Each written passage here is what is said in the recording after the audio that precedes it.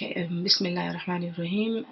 Assalamu alaikum wa rahmatullahi wa barakatuh. This is Afshan Khan, Asim. Pray you're all well.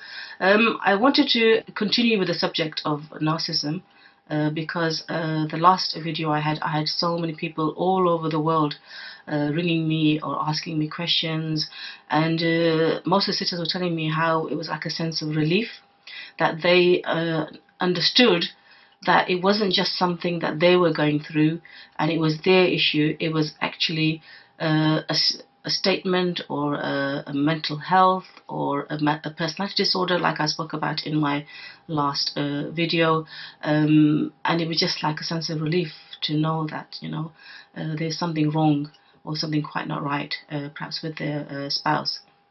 And obviously, I'm not just relating this to sisters. Obviously, sisters can also have a personality disorder. So I wanted to continue talking about narcissism. I think one of the main things I like to talk about today about narcissism is that when you're in a relationship with a person who's narcissistic, the way they will entertain the relationship is they will make sure that everything that you do or say is always wrong. And this is what when obviously sisters come and they talk to me, their self-esteem is very low because they're constantly being critiqued or constantly being told they're not good. I have so many clients who are really good at what they do. For example, they may be very good at their job, they may be very good at being creative or being baking or being artistic, and yet their spouse will always put them down and say how bad they are. So their self-belief, self-worth is absolutely shattered. So most times it's like you're in a situation, something will happen, it's not your fault, but you'll be made to feel it's your fault.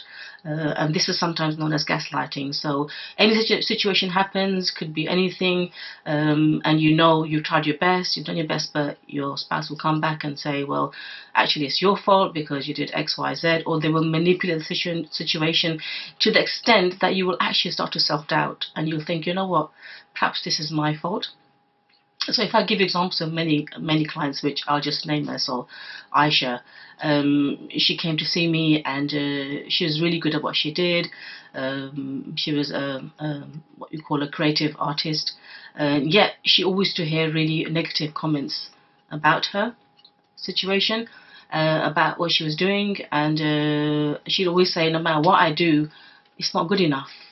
And then when I asked her where this comes from, she goes, because my husband always says to me that this is not very good what you do, yet other people give me really good feedback. So I self-doubt. I think to myself, this is not good. And not only that, he was always constantly putting her down.